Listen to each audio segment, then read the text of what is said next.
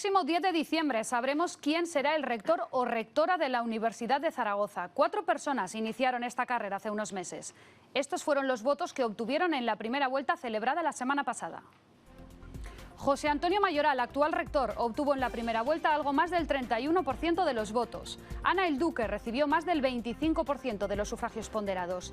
Cerca se quedó Jesús Santamaría, mientras que Carmen Marcuello rondó el 18%.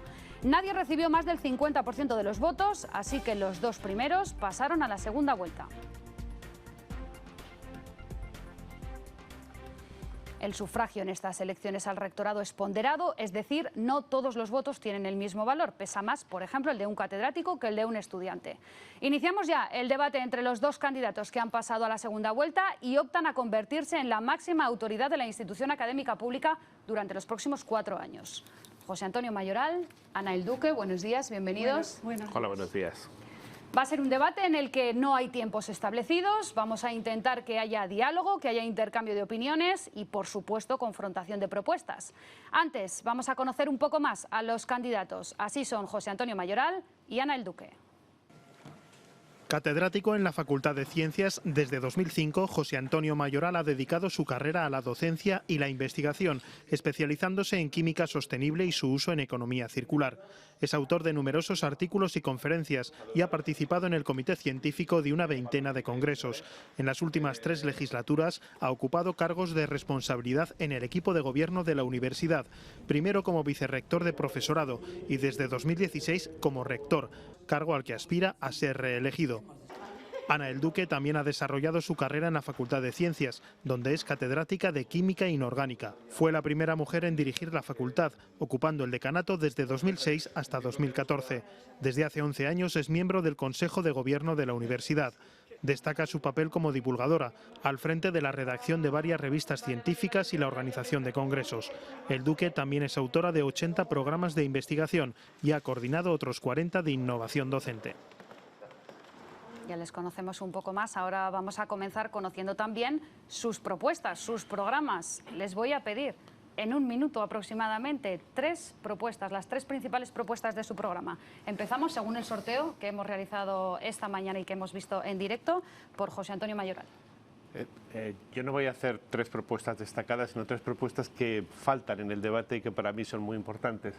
Quiero hablar en primer lugar del personal de administración y servicios. Es esencial para una universidad moderna tener una plantilla de PAS más ajustada a las necesidades, pero que además tenga incentivos y posibilidades de promoción. También quiero hablar de las oportunidades que nos abren los fondos de recuperación y resiliencia. Unas oportunidades que son claves si queremos entender cómo profundizar hacia los ODS y hacia la digitalización, tanto administrativa como educativa. Y en el mundo actual no podemos dejar hablar de internacionalización. Esto último ha tenido, yo creo, ha generado uno de los mayores éxitos de la Universidad de Zaragoza en los últimos tiempos, el haber sido elegida nuestra alianza como Universidad Europea por la Comisión Europea y financiada por lo tanto. Y es esencial no fallar, porque estamos en la élite, las universidades europeas que van a definir cómo será el futuro del sistema universitario europeo en los últimos años. Sería bueno saber quién es la persona que se va a encargar de este tema en los equipos. Ana El Duque. Pues yo sí que me voy a centrar en actividades que podemos desarrollar y que han estado menos durante este año, estos años anteriores. En primer lugar, una mayor planificación a largo plazo. En segundo lugar, una mayor apertura de UNIZAR a la sociedad. Y en tercer lugar, mayor cuidado a los estudiantes, tanto los actuales como los que ya fueron estudiantes nuestros. En planificación, en muchas actividades. Hablaremos de planificación académica. Necesitamos estudiar el mapa de titulaciones y con especial cuidado en el mapa de los másteres que tenemos.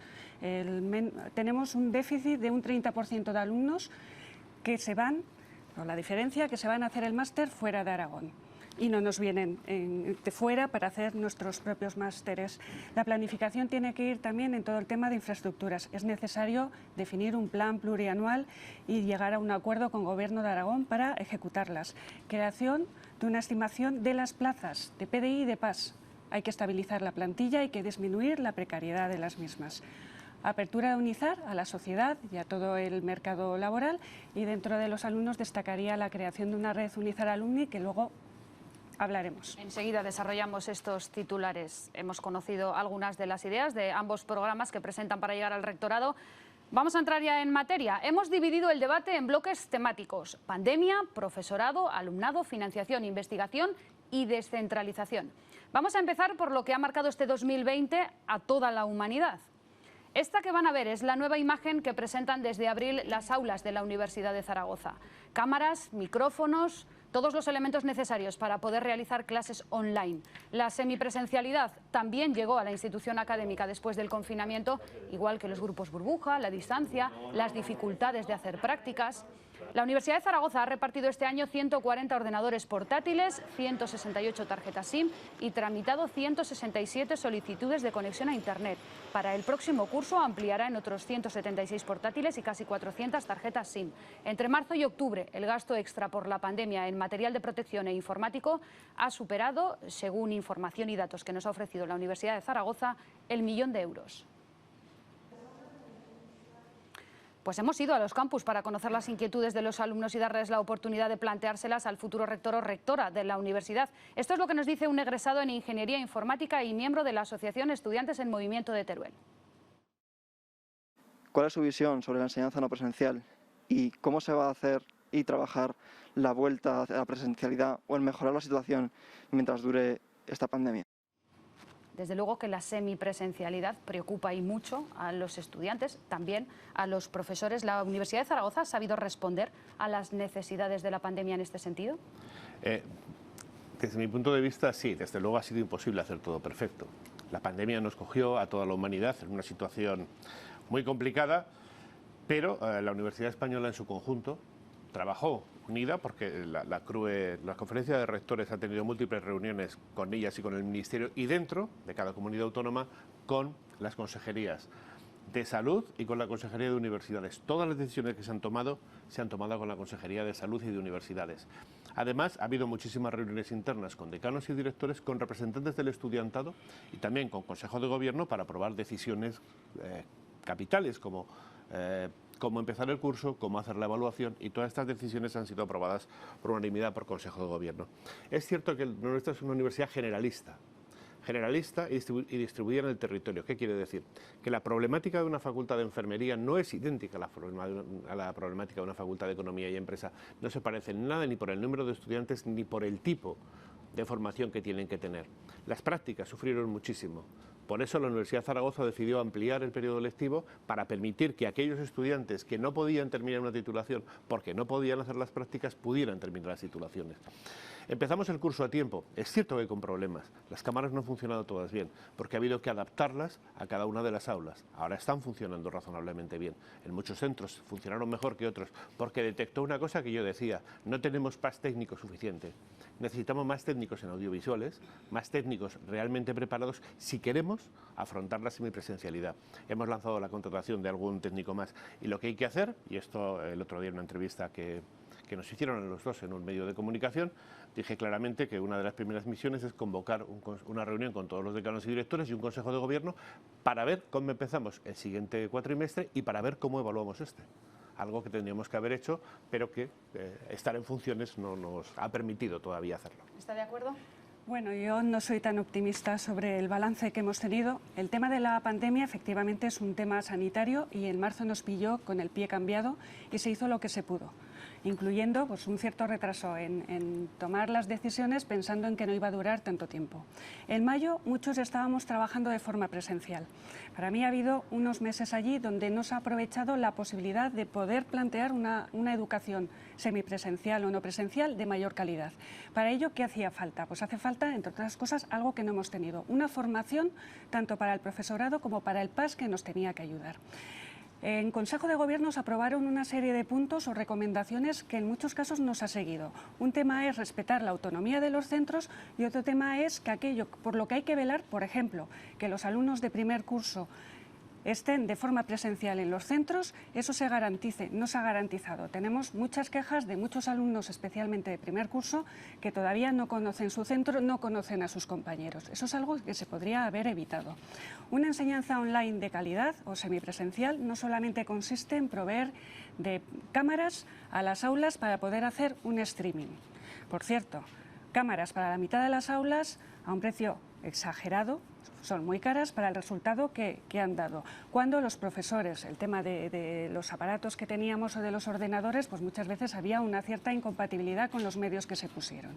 Dar una enseñanza online no es hacer reuniones por Google Meet y proveer de unas cámaras. Requiere, como he dicho, una formación, un apoyo de PAS, tenemos lo que tenemos, una organización para que al principio de curso se haga lo que se ha dicho. No hubo motivos de pandemia para cambiar los criterios en muchos de los centros y luego hace falta una coordinación, una mayor homogeneización de mínimos.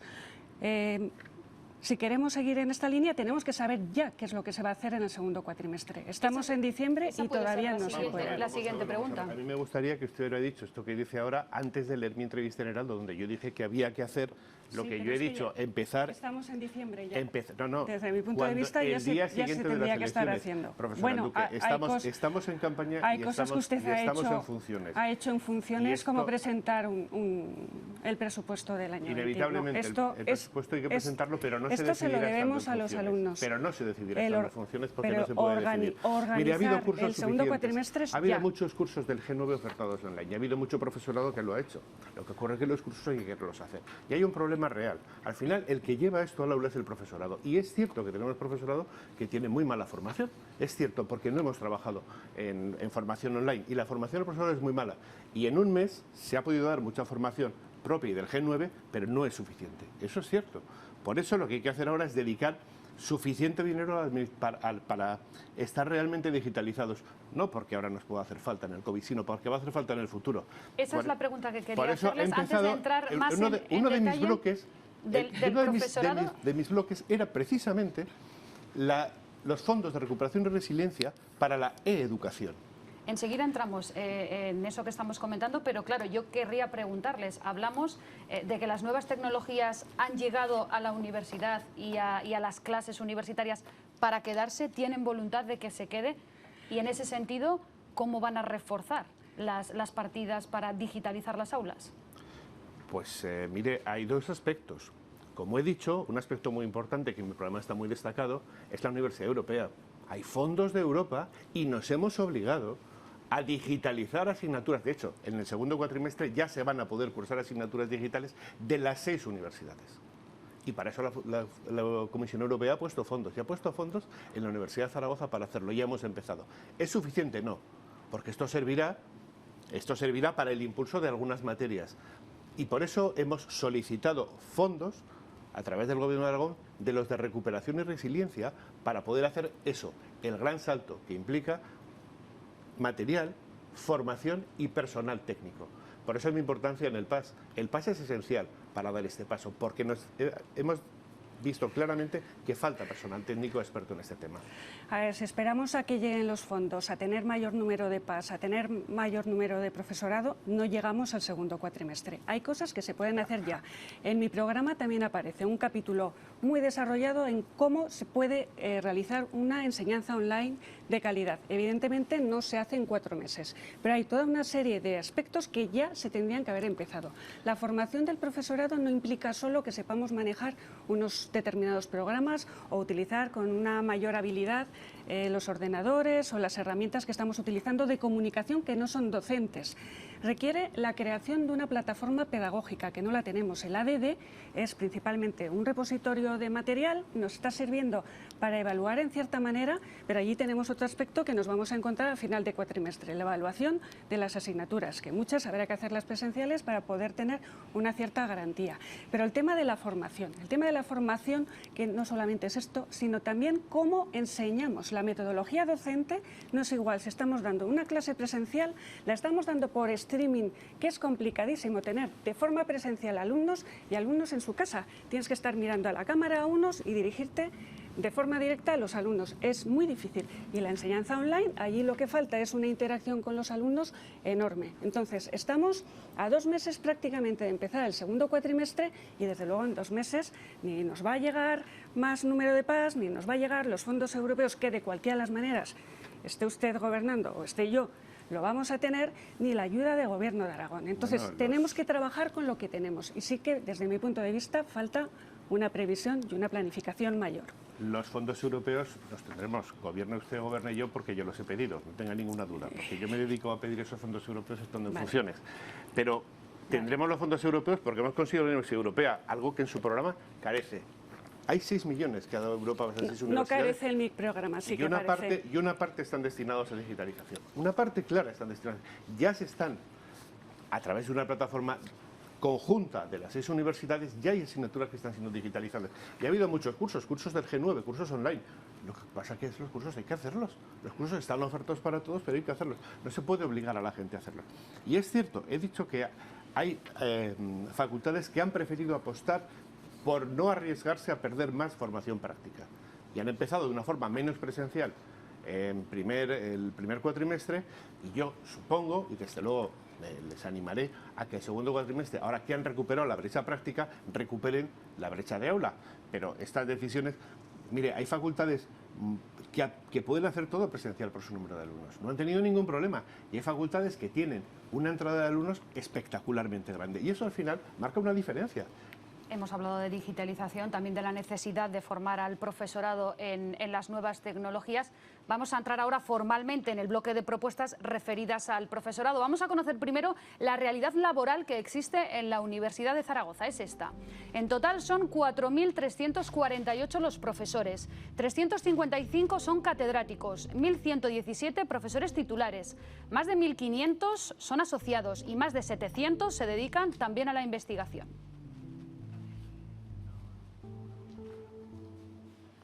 Hemos hablado de las necesidades de formar en nuevas tecnologías para que la semipresencialidad pueda llevarse a cabo con la calidad suficiente en la Universidad de Zaragoza, pero son más las inquietudes y las preocupaciones del profesorado. Por ejemplo, la temporalidad. ¿Qué propuestas concretas tiene Ana el Duque para reducir la temporalidad y aumentar la estabilidad del profesorado? Bueno, es verdad que hay una elevada temporalidad, hay una precariedad, no solamente en el profesorado, sino también en el PAS.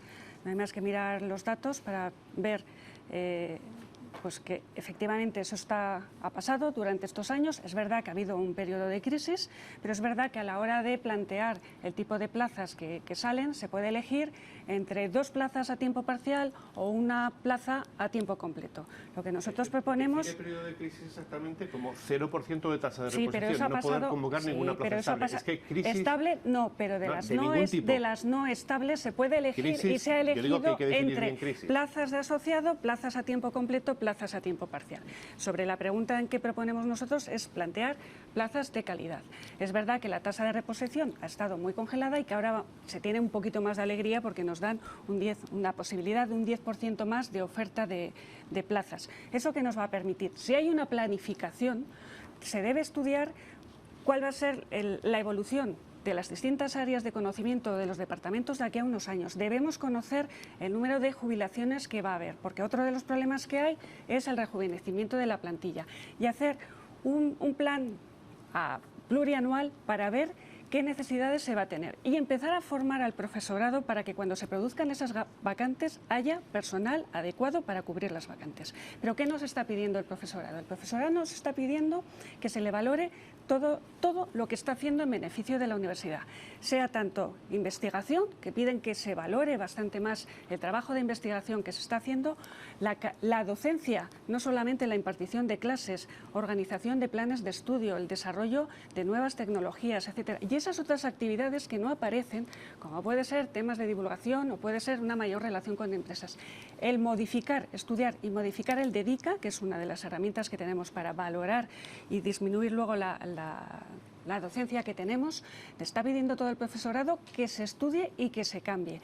Y ello requiere el qué, tener una planificación de las necesidades, valorar toda la docencia que damos. Por ejemplo, la docencia de los másteres no se está contabilizando en una de las fases del plan de ordenación docente y no se tienen públicamente claro las necesidades de profesorado que haría falta si se contabiliza toda la docencia de los másteres. La distinción de las universidades va a estar precisamente en esta docencia, es lo que nos va a hacer diferentes y no se está dando el apoyo necesario a ello. ¿Cuáles son sus propuestas en este sentido? Pues mire, yo lo primero que quiero decir es que estoy harto de oír la misma mentira, que por muchas veces que se repita seguirá siendo una mentira.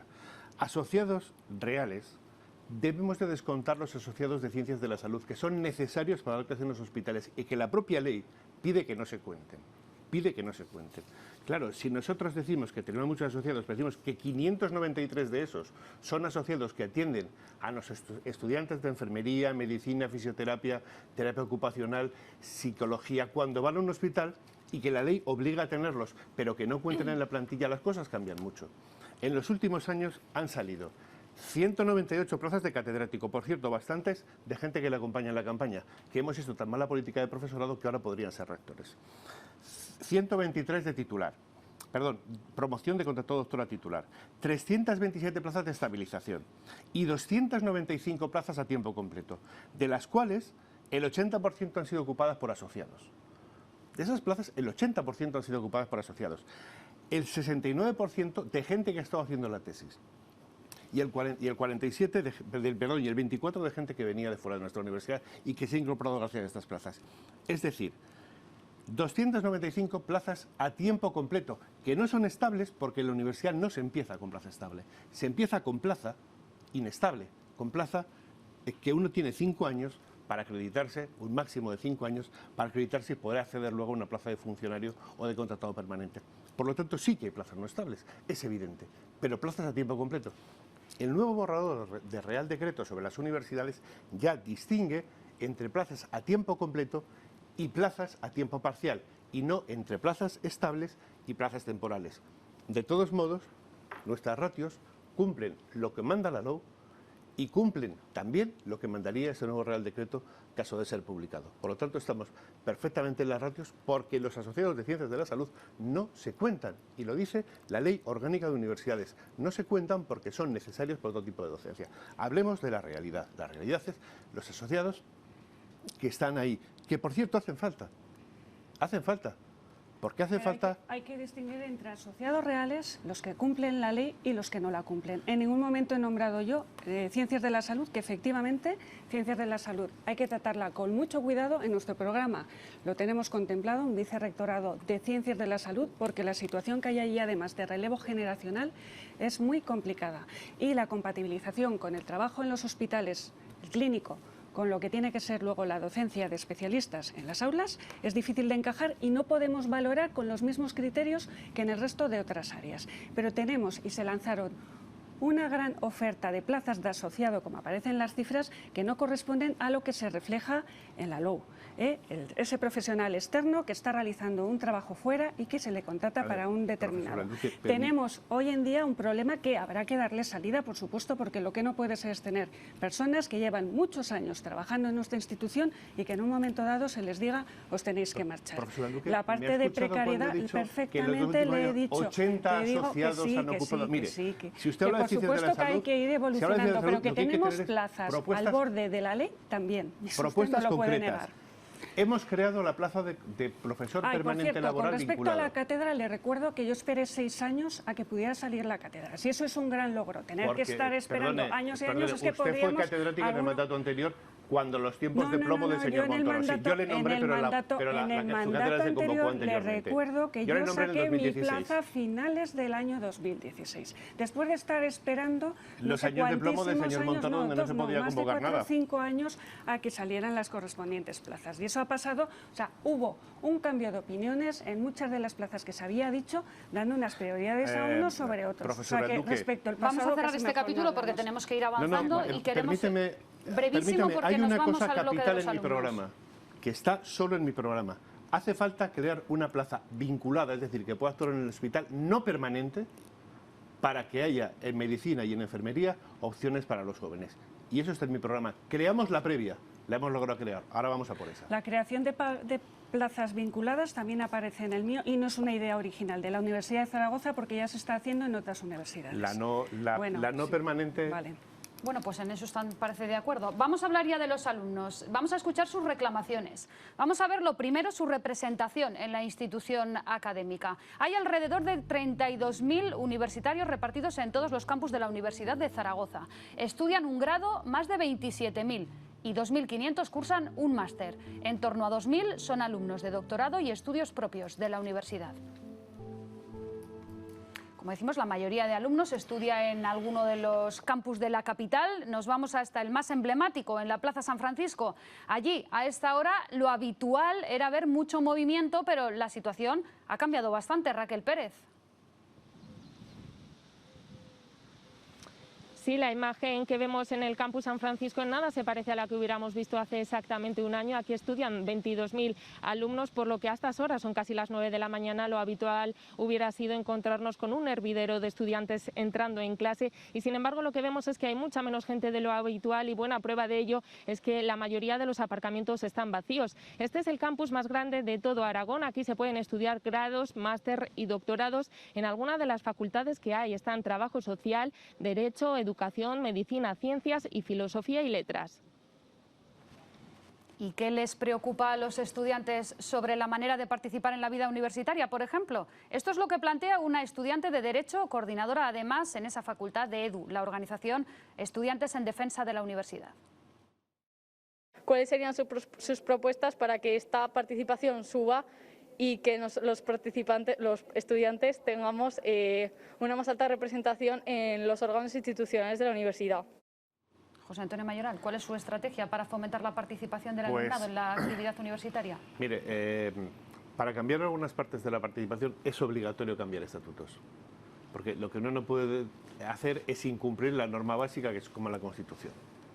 Esto está en mi programa, pero además, antes de cambiar estatutos, ya hemos propuesto crear una mesa entre el equipo de dirección y los representantes del estudiantado que se reúna periódicamente. De hecho, durante la pandemia ha habido por lo menos una reunión mensual con representantes de del estudiantado.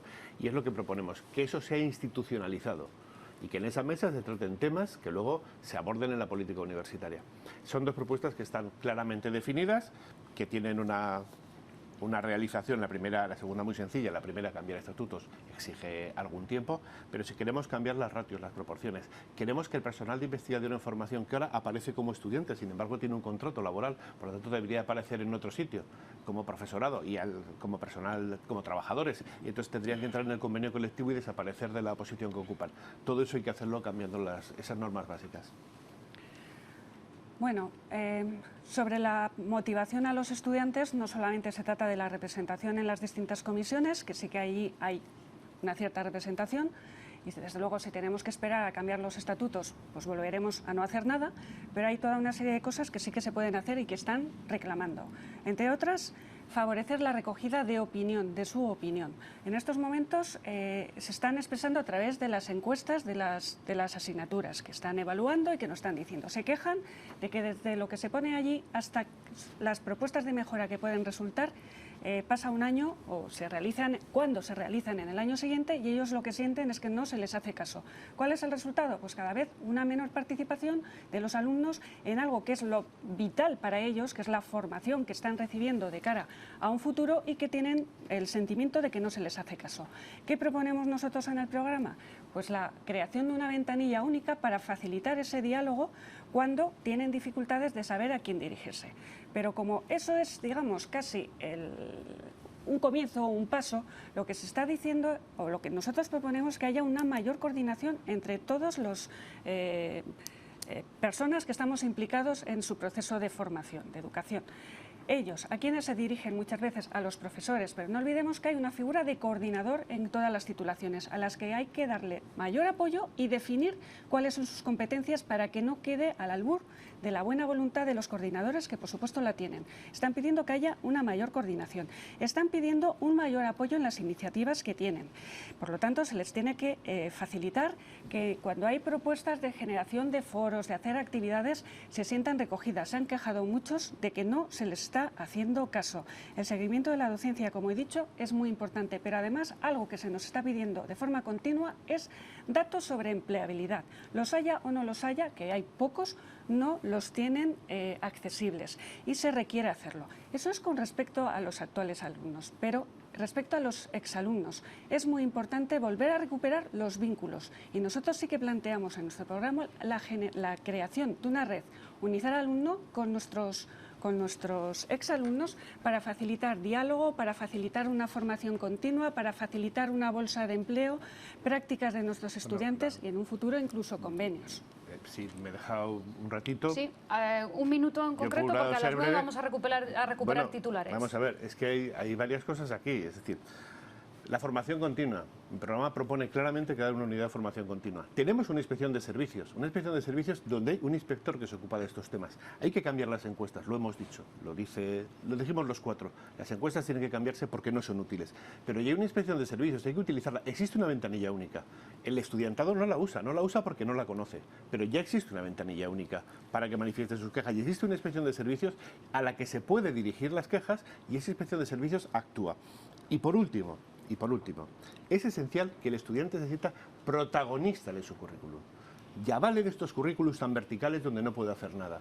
Lo que proponemos, y lo hemos propuesto en la Universidad Europea y ha sido muy bien valorado, es que el estudiante pueda hacer formación transversal, soft skill. Lo hace Universa. Universa acompaña en el empleo, Universa da cursos, Universa hace muchas cosas. Por cierto, quiero invitar a la próxima reunión Alumni de España, lo organiza la Asociación Alumni Agraluz de Zaragoza y se va a celebrar aquí, online, desgraciadamente. Son las 9 en punto de la mañana, enseguida continuamos con este debate.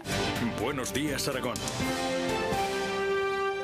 9:03 de la mañana, seguimos en directo con este debate entre José Antonio Mayoral y Ana El Duque, candidatos al rectorado de la Universidad de Zaragoza. Uno de los temas del que están pendientes muchos alumnos son las becas y las ayudas al estudio, todavía más en estos tiempos de pandemia. Vamos a repasar cuánto dinero se destina en el presupuesto de la Universidad de Zaragoza. Es este que van a ver. En 2020 algo más de 1 millón de euros se dedicó a estas ayudas para que los universitarios puedan afrontar, por ejemplo, el pago de la matrícula. El año que viene, en 2021, hay presupuestado un 30% más de dinero, principalmente para hacer frente a situaciones sobrevenidas por el coronavirus. Crecen las ayudas, porque además en estos momentos de pandemia crecen también los problemas que muchos alumnos pueden tener en su ámbito familiar y en sus casas. Completamente necesario. Toda ayuda es poca y más con lo que está cayendo ahora. Luego, por supuesto que hay que seguir una política de fomento de becas y de estudio de las necesidades reales que están teniendo nuestros alumnos. Yo quería hacer un comentario con respecto a lo que se ha dicho anteriormente. Tenemos dentro de nuestra universidad, la parte de Agraluz. Eso no es una red Unizar Alumni. La red Unizar con antiguos alumnos está por desarrollar y requiere además pues, llamar a muchas puertas, recuperar, aprovechar los contactos que se tienen, pero hay que crearla. ¿Para qué? Pues para poder desarrollar esa formación online para los de fuera, que no la tenemos hecha, y para los de dentro también, mucha más ad hoc para mejorar en nuestras capacidades laborales. Tenemos que establecer, cuando eso se hace, es mucho más fácil realizar convenios para poder garantizar una experiencia previa laboral de nuestros alumnos en instituciones o en empresas ajenas a lo que es la Universidad de Zaragoza y que puedan terminar con una experiencia laboral que puedan poner en su currículum y conocer mucho más lo que es el mercado de trabajo, el mercado laboral. Piden más protagonismo. Habrá una ventanilla, no se han enterado. Están diciendo que efectivamente no se encuentra la información que ellos necesitan, que se pierden en lo que es la web. Pero que además, con respecto a las becas, porque nos vamos a quedar sin tiempo. A las encuestas, y sí, termino ya, si hacer 4.200 prácticas externas en empresas es no hacer prácticas, es poco es que es comparado muy con los 30.000 alumnos, más de 30.000. Tenemos más de 30.000 alumnos en la Universidad de Zaragoza. 4.200. Luego, de últimos cursos los que son mejorable. 4.200 y 27 pero es que en el extranjero, además. Hace 4 años que se deberían haber cambiado esas encuestas, hacerlas más ágiles y que se sintieran identificados los alumnos. Hay que negociarlas, ¿no? Por supuesto que sí. ¿Sabe dónde? Por supuesto que sí, con sindicatos y con muchas personas. ¿Sabe dónde? Claro que sí, pero hace 4 años no es obligatorio negociarlas con representantes de los trabajadores, porque forman parte. He dicho que es obligatorio, que por supuesto que sí. No, le he preguntado dónde y no me ha dicho dónde, porque ese es un punto clave. He contestado que con los representantes de los trabajadores. Bueno, por supuesto que sí. Vamos a ir a hablar de becas. Con las becas. Un titular, porque ha consumido ya parte del tiempo. Vamos con las becas. ¿Hay que aumentarlas? ¿Cuánto? ¿Qué propone? En esta línea que se está trabajando, pues mientras se vea la necesidad de cubrir el tema de la pandemia, por supuesto que lo tenemos, pero sí que hay que hacer un estudio del tema económico de nuestros alumnos y apoyar y volver a ver en esa primera, segunda, tercera convocatoria que tenemos cuáles serían las tasas que tenemos que tener en nuestra universidad. José Antonio Mayoral. Bueno, me alegro que diga que hemos hecho algo bien. 270.300 euros de media de incremento de becas cada año, este año más, porque hace más falta. De 60 a más de 100.000 becas por causas sobrevenidas. Estudiantado que no pide una beca porque no le hace falta y a mitad de curso tiene un problema y le hace falta una beca. Tiene 100.000 euros para poder disponer de ellos, aparte de los 21.000 euros del Fondo Solidario COVID que ha creado la universidad, entre todos y todas, porque ha habido aportaciones de todos y todas. Y además de esto, aquellos alumnos en riesgo de exclusión, con salario mínimo vital en sus domicilios, dejan de pagar matrículas. Claro que hay que seguir bajando matrículas de modo posible, lo hemos hecho cada año, un 13% de media. En conjunto estos años un 13%. Ahora tocan terceras y siguientes matrículas. Son pues las mire, más sobre caras. eso nos ha preguntado un alumno. Son las más caras, son las que tocan ahora. Vamos a escuchar lo que nos decía este alumno precisamente en referencia a las tasas universitarias y a las segundas y terceras matrículas. Es una alumna de Trabajo Social y miembro de EDU. Son bastante elevadas, sobre todo segundas, terceras y cuartas matrículas, que consideramos que el aumento del precio es un castigo para aquellos estudiantes que suspenden, porque no siempre es por falta de estudios, sino que puede ser por asuntos laborales o familiares o otros motivos. Precisamente por los argumentos que da esta alumna. Primera y segunda se ha bajado este año, quedan terceras y cuartas, y la universidad decidió una cosa en Consejo de Gobierno de manera unánime, es decir, la profesora Alduque es participante de esta votación, que no aplicara la norma de permanencia este año, es decir, que un alumno no pasara de convocatoria, es decir, ni perdiera la convocatoria desde el punto de vista de su permanencia en la universidad, ni tampoco desde el punto de vista económico. Eso tiene un coste para la universidad superior a 3 millones de euros, que se ha hecho precisamente en tiempos de pandemia. 3.200.000 euros supone que un alumno que ha suspendido la segunda convocatoria no pague tercera sino segunda, que además, como ha bajado, pagaría menos que el año anterior. Esto, insisto, esto es mérito de toda la universidad porque lo aprobamos por unanimidad en Consejo de Gobierno. Efectivamente, lo aprobamos por unanimidad. Como he dicho, toda ayuda es poca. Y lo que hay que ser muy sensible a la situación que se está viviendo y no dejar a nadie atrás por motivos económicos. Por lo tanto, en esa línea seguiremos trabajando. De ayudas diversas. Nuestra Oficina Universitaria de Atención a la Diversidad es multipremiada. Más de 200 apoyos y adaptaciones para estudiantes que tienen necesidades diversas en la universidad. Entramos ya en uno de los asuntos fundamentales para la Universidad de Zaragoza, la financiación. Básicamente, 2 de cada 3 euros del gasto de la institución dependen del contrato programa firmado con el Gobierno de Aragón. Vamos a ver cuál es el presupuesto previsto para este año y para el que viene. Son algo más de 300 millones de euros, un aumento de casi el 2% respecto al año anterior. En las cuentas aumenta la financiación del Ejecutivo Autonómico, pero, por ejemplo, se reduce la previsión de ingresos propios de la universidad. ¿Qué pasa con el contrato programa, con el Gobierno de Aragón y con la financiación de la Universidad de Zaragoza? ¿Es suficiente? ¿Hay que mejorarla? Y en ese caso, ¿cuál es su propuesta? Hay que mejorarla. Evidentemente, todos estamos de acuerdo en que la financiación es escasa, a pesar de la subida. Escasamente cubre el capítulo 1, que serían salarios, nóminas, más, por supuesto, gastos corrientes del día a día de la universidad, dejando poquito margen para alegrías. Nosotros consideramos que hay que batallar un acuerdo marco, el acuerdo marco que se firme con Gobierno de Aragón debería ser plurianual, en primer lugar, que cuente con un gran apoyo político, que blinde la financiación, de manera que independientemente de quién esté gobernando, se tenga una garantía de que las acciones que se plantean se pueden ejecutar hasta el final. Habría que presionar para poder conseguir esa búsqueda de un pacto universitario de Aragón. Somos la única universidad pública de Aragón. Y esta idea de la plurianualidad también la tenemos que extender a las infraestructuras.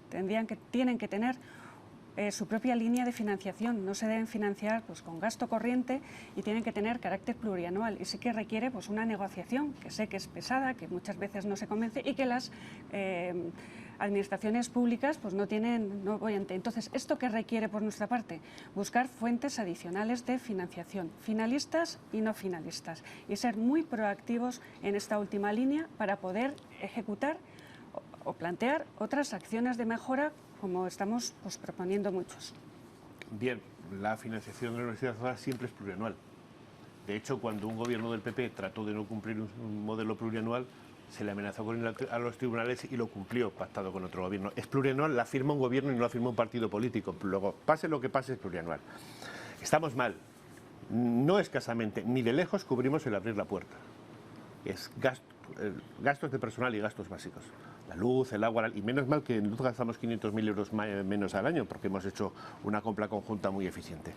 ¿Qué nos falta? Nos falta, sabemos en qué gastamos, tenemos contabilidad analítica, pionera en España, tenemos una excelente rendición de cuentas y el Gobierno de Aragón sabe dónde falta dinero.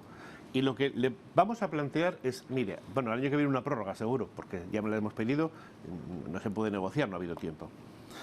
¿Qué se le pide al Gobierno de Aragón? Mire, el sistema universitario español de media tiene esto, pero las universidades que son nuestras competidoras, aquellas que son únicas en el sistema universitario español, tienen esto. Para parecernos a ellas nos hace falta que usted nos dé al año esta cantidad adicional. Esto es lo que hay que decirle, porque usted hizo un contrato de programa muy bien intencionado para mejorar nuestra posición relativa con respecto al sistema universitario español. Mejoró la absoluta, porque tuvimos más dinero, pero la relativa cayó, porque el resto de las comunidades autónomas hicieron lo mismo, pero lo hicieron de modo más agresivo. Por lo tanto, estamos peor financiados todavía en comparación de lo que lo estábamos cuando arrancó este contrato de programa. Por supuesto que las obras son en plurianual, ¿cómo no lo va a ser? La de filosofía, primera obra con sello BRIN en Aragón, es plurianual y tiene el Gobierno de Aragón claramente cuál es la prioridad obra por obra de las siguientes obras que hay que cometer, de grandes obras, no de pequeñas reformas. Tiene obra por obra cuál es el programa que tiene que acometer. ¿Están de acuerdo en que hace falta más financiación para la Universidad de Zaragoza? Seguro que estarán de acuerdo también en que la investigación es muy importante. La Universidad de Zaragoza está entre las 500 mejores del mundo y es la 13ª española clasificada en el conocido como ranking de Shanghái. Uno de los aspectos fundamentales que mide esta evaluación mundial es la investigación. Vamos a ver precisamente cuánto dedica la universidad a este ámbito, que ha cobrado tanta relevancia en los últimos meses. Lo están viendo, el presupuesto de la institución refleja un gasto para este 2020 de más de 40 millones de euros, un dinero que se ha reducido en casi un 6% para el año que viene, para 2021. Se quedaría en 38 millones de euros. Este dinero, en su mayor parte, es dinero conseguido de fondos externos y es muy cíclico. Es decir, cada 3 años se produce un pico de ayudas a la investigación porque la mayor parte de los proyectos se convocan cada 3 años. Este dinero es un dinero engañoso, es dinero que es conseguido de manera competitiva, fundamentalmente en Europa, fundamentalmente a nivel nacional y algo a nivel de la comunidad autónoma. Pero lo que es peor es que nosotros dedicamos de fondos propios muy poco dinero a investigación, a programas propios, solamente 300.000 euros.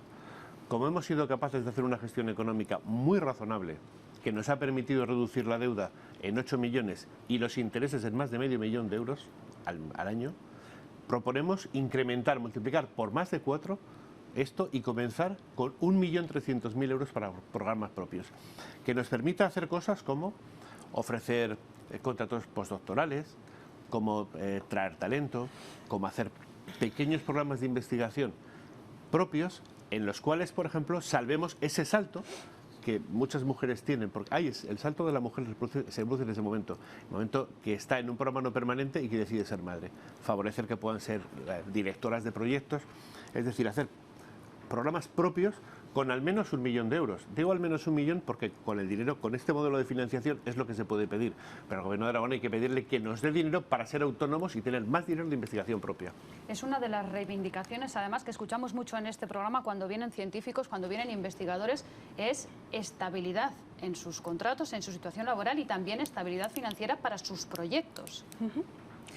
A ver, hay un problema dentro de la investigación, dentro de la definición de la propia carrera investigadora, se están concatenando contratos en los distintos proyectos y sí que se está pidiendo dar una solución. Luego nosotros lo que estamos pidiendo y comentando en nuestro programa es que se tiene que aplicar en todas las medidas de sus posibilidades la ley de la ciencia para crear contratos indefinidos sobre estas personas que tienen semejante precariedad y que además, lo dicho, van concatenando sus programas. Pero, ¿cuál es el tema? Efectivamente, no hay una financiación específica para la investigación, salvo pequeñas cantidades. El pasar a 1 millón, pues, por supuesto, va a aliviar. Nosotros también proponemos la creación de programas desde el rectorado, pero muy asentados en lo que es el terreno aragonés y que intente, pues, digamos, crear riqueza y beneficio en nuestra propia comunidad autónoma, porque va a ser la única manera de convencer al Gobierno de Aragón que merece la pena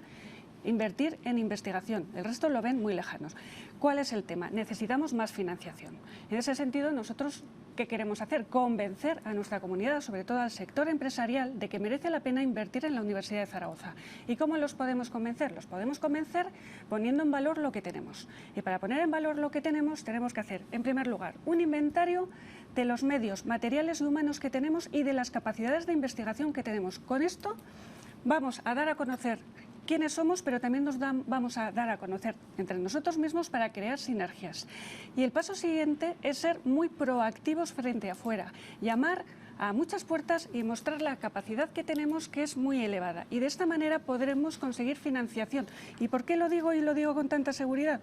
Pues porque tenemos en cada una de las provincias de Aragón más de 50 empresas que entre ellas facturan al año más de 24.000 millones de euros. Y si les convencemos de lo beneficioso que es colaborar con nosotros y ayudarnos, vamos a conseguir una financiación extra de mecenazgo, sin ser finalista, que nos va a permitir desarrollar toda una serie de proyectos, acciones, becas, etcétera. Bueno, estábamos hablando de investigación, no de transferencia. Investigación básica. Si hablamos de transferencia, si vamos a hablar de transferencia, profesora Duque, la Universidad de Zaragoza... Si hablamos de investigación que no se transfiere, desde luego no conseguiremos ninguna ayuda de nadie fuera de las administraciones Usted sabe lo que yo públicas. transfiero, que transfiero muchísimo. No me va a dar lecciones de transferencia. Personalmente, alguna le podría dar. Creo que Vamos a ver, la Universidad de Zaragoza es de las mejores universidades españolas en transferencia, en creación de spin-off. El 75% de las creadas siguen vivas. 75% de las creadas siguen creando riqueza aquí en Aragón. Claro que tiene proyectos con el territorio, ¿cómo no? Yo tengo con Tervalis muchísimos proyectos y mucha gente, y con Sanca y con Saica y con las grandes empresas. El otro día lo leyeron, el gran proyecto que BP y Boeing traen a Aragón gracias a las gestiones de la Universidad de Zaragoza, y lo van a traer al territorio. Hay muchísimas posibilidades. El New Green Deal abre un montón de propuestas. A través de la OTRI, empresas aragonesas han gestionado proyectos del New Green Deal con grupos de investigación de la Universidad de Zaragoza. No estoy hablando de trabajos de grupos de investigación, sino de trabajo de rectorado. Y ahí hay un trabajo que no se está haciendo. No se puede decir es imposible de hacer. Anabel, se puede hacer. Y la transferencia es el objetivo final de la investigación. La primera en cátedras. Si la investigación, no se traduce... Las cátedras no es mecenazgo, son finalistas la mayoría de ellas. Y supone un 1,6 millones de euros del presupuesto total de la universidad. Mire, y son finalistas. Yo también dirijo una cátedra. No estamos hablando ahora del trabajo individual de un grupo de profesores o de un profesor, sino de lo que se puede hacer desde dirección de la universidad. Claro que y tiene mucho más poder un rector o una rectora llamando a las puertas de las empresas que el investigador. ¿Cómo se cree que viene el proyecto?